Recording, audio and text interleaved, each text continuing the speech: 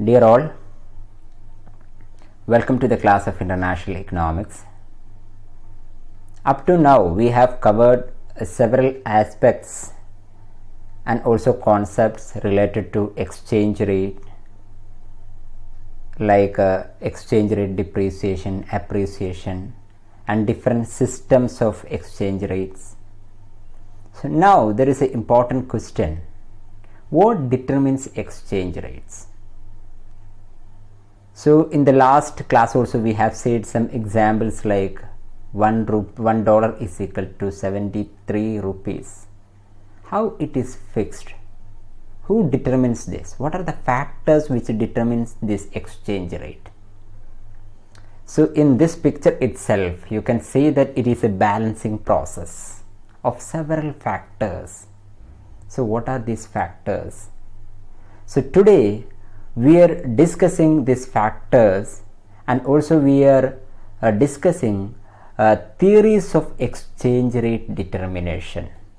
There are few theories, so we will be discussing one by one. So these are the important theories of exchange rate determination. Firstly, mint parity theory.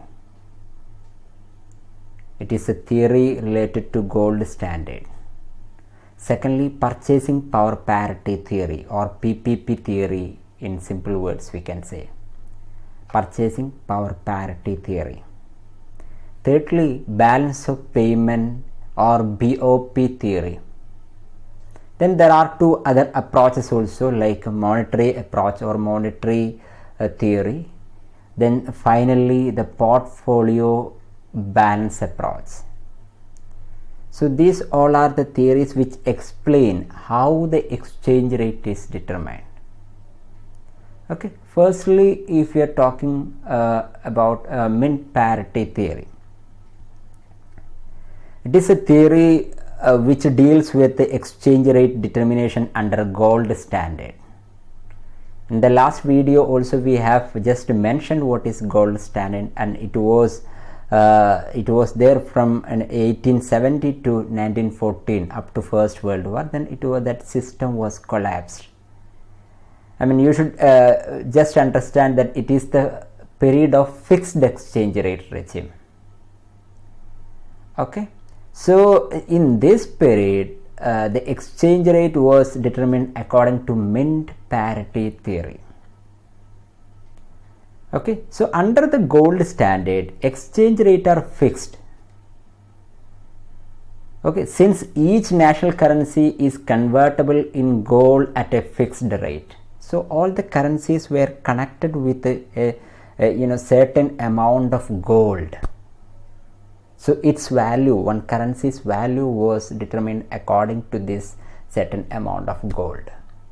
The value of currency unit was defined in terms of certain weight of gold. The rate at which standard of money of one currency was convertible into gold was called mint price of gold.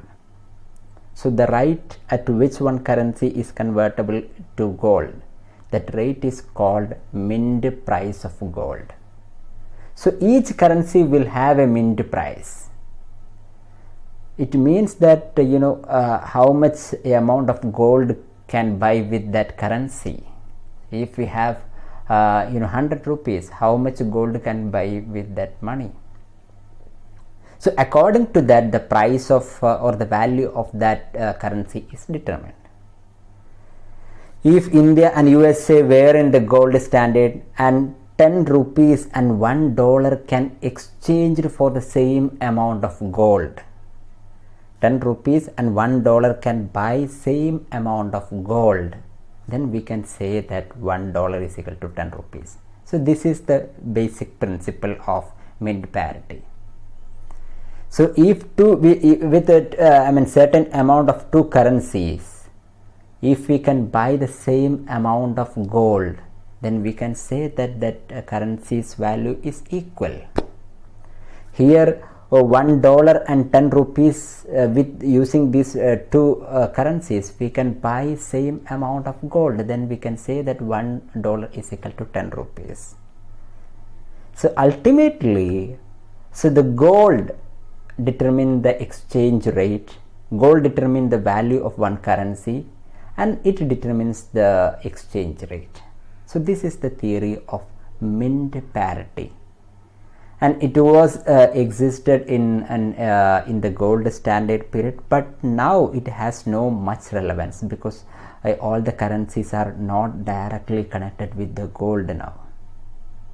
So, and all the currencies are not convertible into gold now. That's why this theory doesn't have much importance, but still has its own importance in the history. So, but there are so many demerits for this. As I said, after the First World War, this gold standard was collapsed, but completely it was abandoned after 1930s.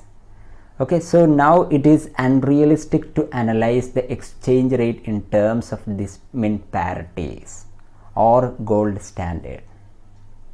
And also this theory is based on the assumption of free international gold movements. But now it is not possible. There are so many restrictions for flow of goods and services, especially gold movements. And another limitation is presently we have inconvertible paper currencies. Like if we have 10 rupees, I mean this currency has its own value. It has the value of 10 rupees. But it doesn't mean that it is directly convertible into gold. The government is not obliged to give the gold instead of this currency because it is inconvertible paper currency. It is inconvertible to the gold. But still it has its own value because the governor, RBI governor, has given the promise that this 10 rupee has its own value. See here, I promise to pay the bearer the sum of 10 rupees. Governor is given the sign also here, but it is not convertible into gold directly, and it is not, I mean it is not the duty of government. If we want, it is not the government is not obliged to do that. Okay, so presently we have this inconvertible paper currency. That's why it is not based on mint parity. Okay, then finally based on assumption of elastic price changes. So if there is any changes in other variables, so automatically the price will changes. So there is a elastic price changes. This was the assumption of this theory. That is also not that much practical. There might be some price rigidities also. Okay, so these are the demerits or limitations of this theory. So secondly, purchasing power parity theory or PPP theory, triple P. So it is the theory of determination of exchange rate under paper standard, which we have just said now. Okay, purchasing power parity theory. What purchasing power parity theory says? The exchange rate is determined according to the purchasing power of two currencies. Okay, suppose that $1. I'll tell you one example, then we can elaborate to this. Okay, firstly, suppose that $1 is equal to 60 rupees. Then if it is so, $1 can buy 6 coffees or 6 tea, suppose. Then with 60 rupees also can buy 6 tea or coffee. Then we can say that this exchange rate $1 is equal to 60 is correct on the basis of purchasing power parity, because $1 can buy 6 tea, and also 60 rupees in India can buy 6 tea. Then it is equal according to purchasing power. That's why this theory says the exchange rate is determined according to the purchasing power of the two currencies. So the basic version of this theory belongs to Wheatley and Ricardo. These two economics has contributed the basic idea of this. But later on, a systematic approach of purchasing power parity developed by Gustav Cassel. So this theory is also known in the name of Gustav Cassel, and some of the exams, objective exams, UPSC, they are also asking in the exams who is the proponent of purchasing power parity theory. Then you can write Gustav Cassel. Okay, so under the paper standard, the external value of currency depends on the domestic purchasing power of that currency. So the value of one currency, value of 10 rupees or value of 60 rupees, it depends upon the purchasing power of that currency. If it has higher purchasing power, its value will be high. If it has less purchasing power, its value will be less. Okay, so according to this, the exchange rate under this system depends upon the relative purchasing power parities of different currencies in their respective countries. So there will be relative purchasing power parity for different currencies. So according to this purchasing power parity, purchasing power, the exchange rate will be determined. So this is the second theory. So this theory has two versions. Firstly, the absolute purchasing power parity theory. Secondly, relative purchasing power parity theory. What is absolute purchasing power parity theory? Exchange rate is determined according to the purchasing power parity in absolute terms, not in relative terms. Okay. Absolute terms, how it will be absolute terms? I'll tell you one example. Suppose that $1 is equal to 60 rupees. If we both can buy the same bundle of goods, $1 can buy some amount of goods, and the same amount of goods can also be purchased by 60 rupees, then we can say in absolute terms there is a purchasing power parity, and the rate of exchange rate is $1 is equal to 60 rupees. Then how the changes in the exchange rate? Suppose that R1, it is a current exchange rate. If we want to find out the current exchange rate, R1 is equal to R0, base year exchange rate, into relative purchasing power. PB divided by PA is nothing but the domestic price index divided by foreign price index. Okay, so if you want to find out the exchange rate, today's exchange rate, then we need to have some base year's exchange rate into the price index of two countries. Then we will be getting today's exchange rate. So that's why the exchange rate is determined according to the price indices. Okay. So here also one example is given. Suppose our domestic price index rises to 200 and US price indexes rises to 300. Then the dollar rate, today's dollar rate will be, suppose previous exchange rate was 60, then 60 divided by 1 into 200 divided by 300 is equal to 40 divided by 1 is equal to 40. So today's exchange rate will be 40. Okay, so this is in absolute terms. So now you will see the how we can find out the in relative terms. Relative purchasing power parity theory. So here the exchange rate is determined according to the purchasing power parity on relative terms. Based on relative changes in the price level in two countries between some base period and current period. Two periods are considered here. In the absolute, only one period. Okay, PB divided by PA, both were in one period data only. But here base period plus current period. If you look the example, you will understand it. if you want to find out the today's exchange rate R1, then some base period exchange rate R0 into PB1 divided by PB0, and price of domestic price index of current period and also base period, all divided by PA1 divided by PA0, foreign price index of current period and also base period. So that's why we are saying it is a relative.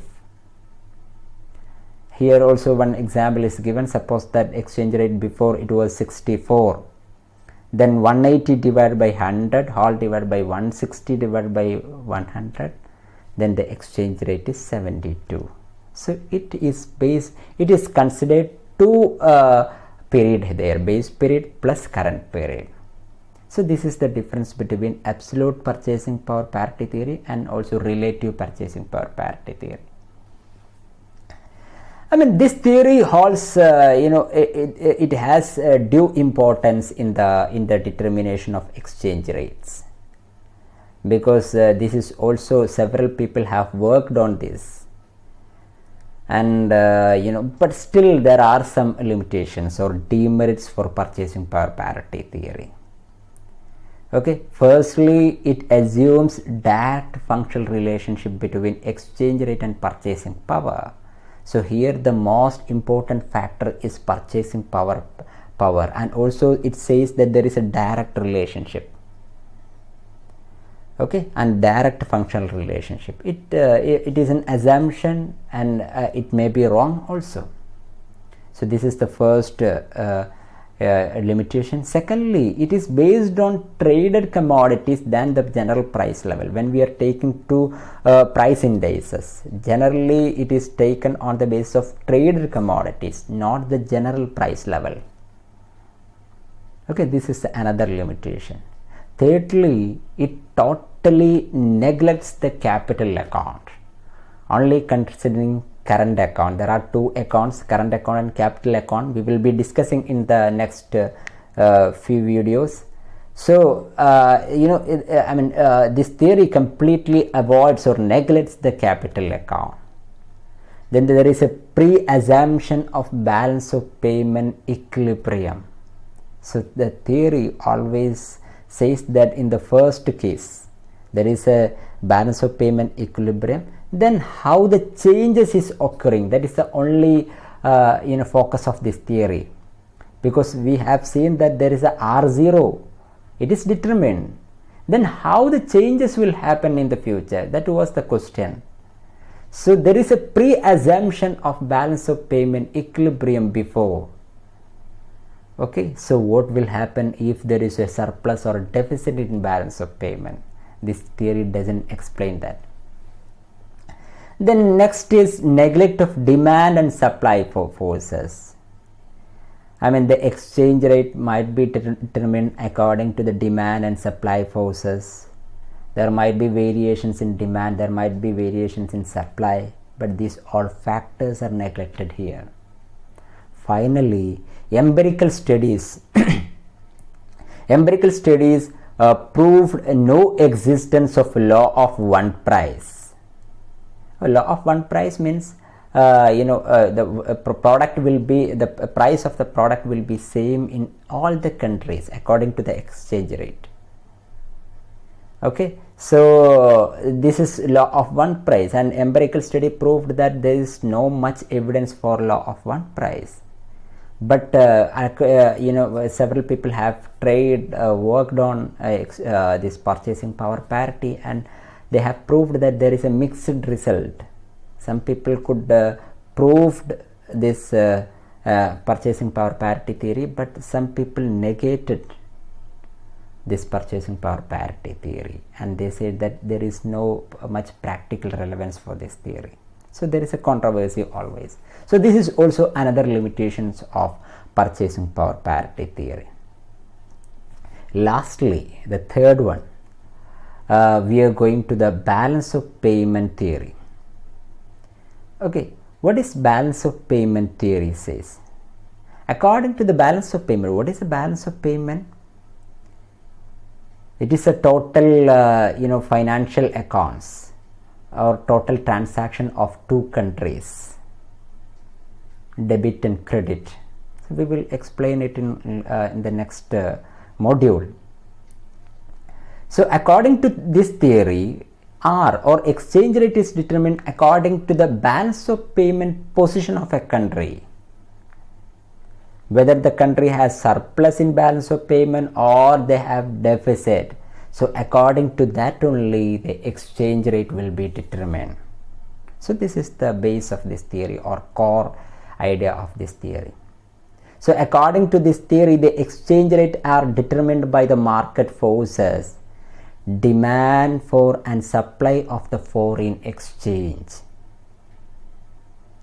So the demand and supply of the foreign exchange or any foreign currencies, so it is the major determinant of exchange rate.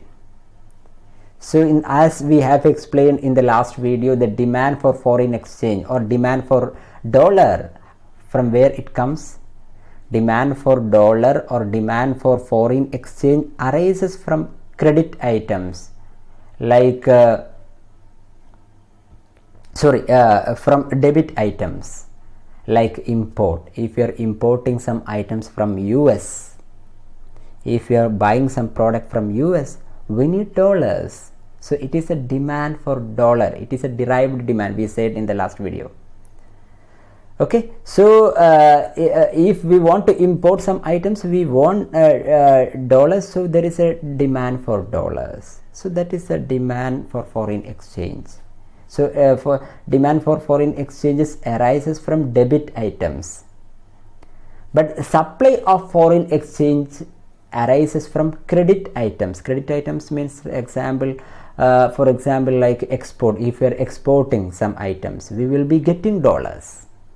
So it is a supply of dollar or supply of foreign exchange.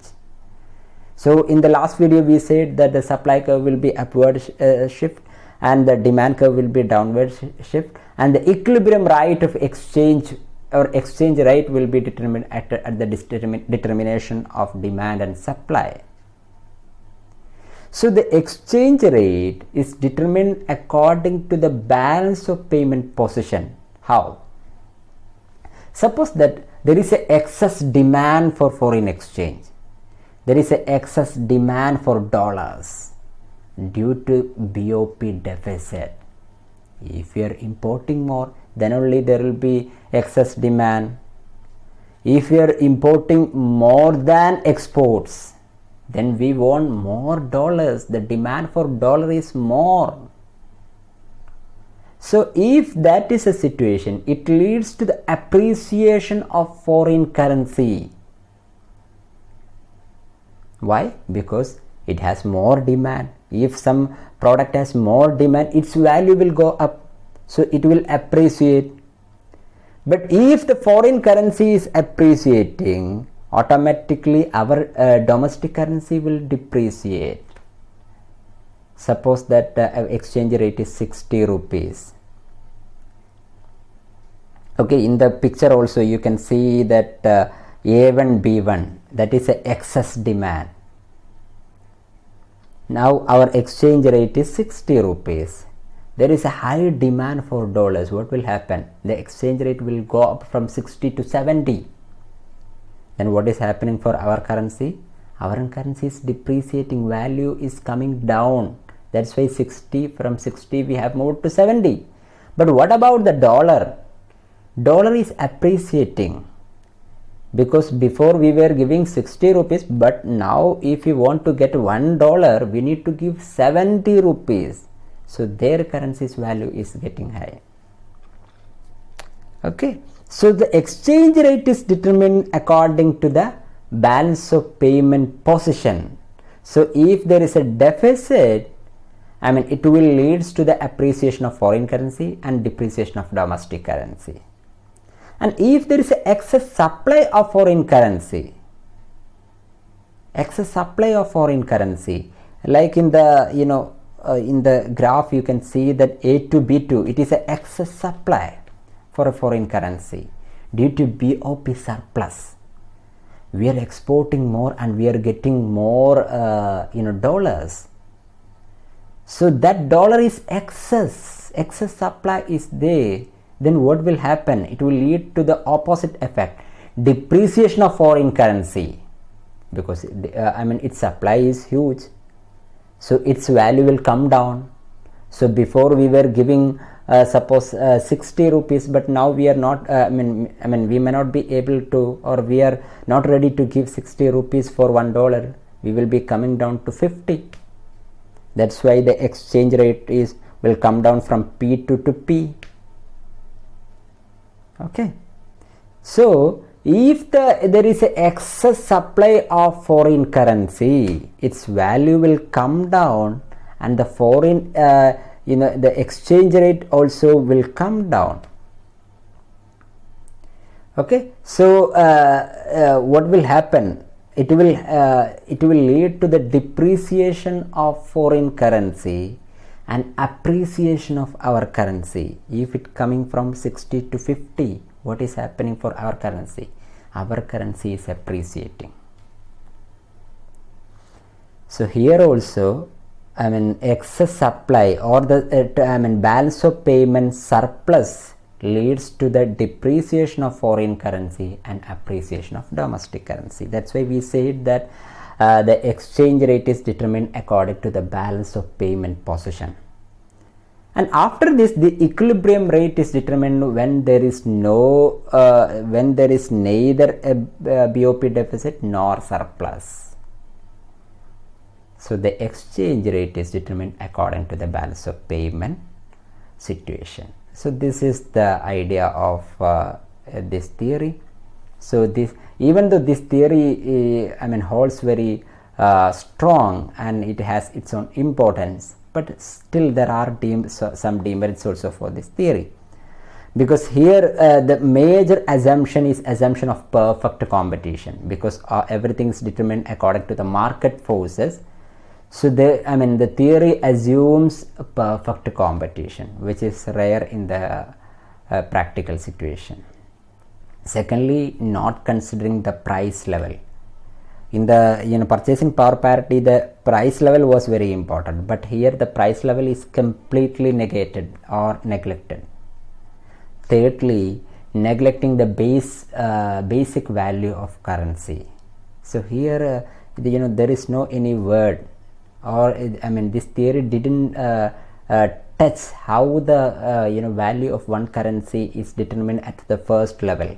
So how the basic value of currency is determined, whether it is depends upon gold or any other variables, there is no any discussion on that.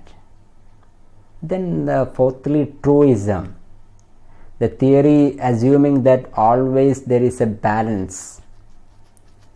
Truism means it is true in the theory but not in practical, but it may not be always, there may not be a balance of payment equilibrium. It may change, surplus or deficit might be there. So the theory says that always there is a tendency of balance. Okay, so it may not be true. That's why it is called truism. Finally, this is an indeterminate theory, because it says that exchange rate is a function of BOP. So according to the BOP situation, the exchange rate it is fixed. But at the same time, variation in exchange rate can be brought for the BOP adjustment. Some other theories also says that if there is a balance of payment problems, we can solve through BOP adjustment. So BOP is a function of exchange rate also.